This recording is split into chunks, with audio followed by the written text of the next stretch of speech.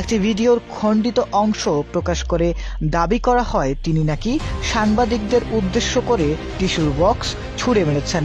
তবে ঘটনাস্থলে উপস্থিত সাংবাদিক ও প্রত্যক্ষদর্শীদের সঙ্গে কথা বলে জানা গেছে প্রকৃত ঘটনা ছিল সম্পূর্ণ ভিন্ন। অনুষ্ঠানে বক্তব্য দিচ্ছিলেন হুইপ অপু। এ সময় উপস্থিত একজন বিএনপি নেতা একজনের সঙ্গে অপ্রয়োজনীয় কথোপকথনে জড়িয়ে পড়েন, যার কারণে অনুষ্ঠানের স্বাভাবিক পরিবেশ ব্যাহত হচ্ছিল।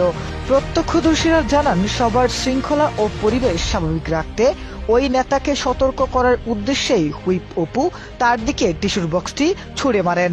ঘটনাটির পর তার মুখের ভঙ্গি ও তাৎক্ষণিক প্রতিক্রিয়া দেখলে স্পষ্টভাবে বোঝা যায় এটি কাউকে অপমান করার জন্য নয়, বরং সবার শৃঙ্খলা ও ভদ্রতা বজায় রাখতে একটি সতর্কবার্তা ছিল।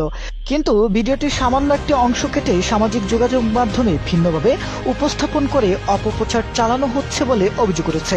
শুধু তাই নয়, খণ্ডিত ভিডিওটি ভাইরাল হওয়ার পর প্রায় 7 বছর আগে মিয়া নুরুদ্দিন আহমেদ অপুর গ্রেফতারের ভিডিওকে নতুন ঘটনা বলে প্রচার করছে একটি মহল। স্থানীয় সচেতন মহল বলছে পূর্ণাঙ্গ ভিডিও ও প্রকৃত ঘটনা যাচাই না করে সামাজিক যোগাযোগ মাধ্যমে বিভ্রান্তিকর তথ্য ছড়িয়ে দেওয়ায় জনমনে বিভ্রান্তি তৈরি করছে।